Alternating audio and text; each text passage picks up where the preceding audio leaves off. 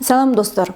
Үй бүлөлүк жашоодо көп адамдар бир нече жылбы же бир нече айбы же бир нече күнбү айтор мунун мааниси жок, бирок бири-биринен тез эле көңүлү калып калган учурлар болот да. Мен ойлогон эмесмин, мен мындай болот деп күткөн эмесмин, мен жаңылып калыптырмын. Айла жок, эми балдар үчүн жашаганга туура келет, айла жок, тууган туушкандар эмне дейт, эми ажырашкан деген атка конгум келбейт деп айла жоктон жашаган биздин жубайларды көрүп ушунчалык бир ичим кайнап кетет деп айтсам болобу, жок, андай дагы эмес, боорум ооруп кетет ушул адамдарга. Анткени элестетсеңиз, бизге өмүр бир эле жолу берилет. Анан бизге үй бүлөлүк жашоо дагы бир эле жолу берилет. Негизи.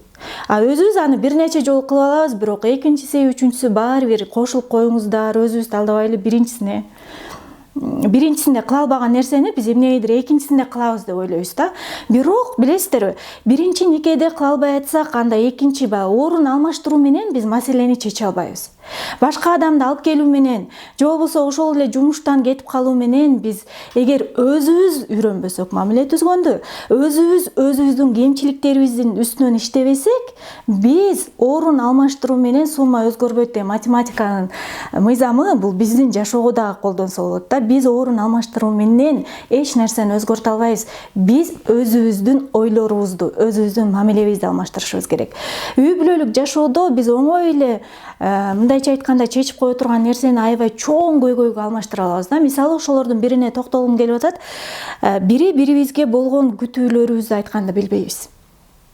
Эмнегедир аял заты ойлонобуз да, бул өзү эле билиш керек, ушуну эмдигиче билбейби, билбесе эмне үйлөндү дейбиз. Ошол сыяктуу эле эркектер деле аялдардан, бул деген аял да, аял деген мунун баарын билиши керек болчу, энеси үйрөтпөйбү деп, кыскасы бири-бирибизден бир нерсени күтүп алабыз дагы, анан ал нерсе болбой калат, анан бири-бирибизди жек көрө баштайбыз, бири-бирибизге ачуубуз келе баштайт.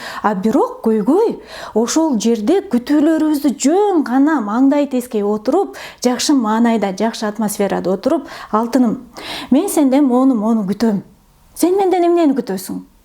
Кечирип койчу, мен сен ушулумду кыла албайм, анткени мен ушундаймын. Менде ушундай себептер бар.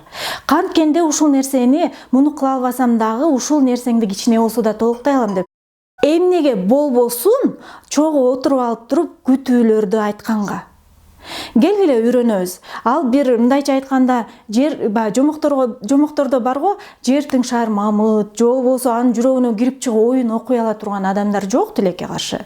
Андай болсо дагы жашоо кызыксыз болмок. Ошондуктан биз күтпөй эле, негизи каякта болбойлу, үй бүлөлүк жашоодобу, балдарыбызданбы, же коллегаларыбызданбы, эгер биз өзүбүздүн күтүүлөрдү жакшы формада, сурануу формасына жеткиргенди үйрөнсөк, көптөгөн келишпестиктердин, көптөгөн көңүл калуулардын алдын ала алмакпыз. Ошондуктан мен силерди чакырам, эч тартынбай эле, уялбай эле күтүүлөрүбүздү айтканды үйрөнөлү.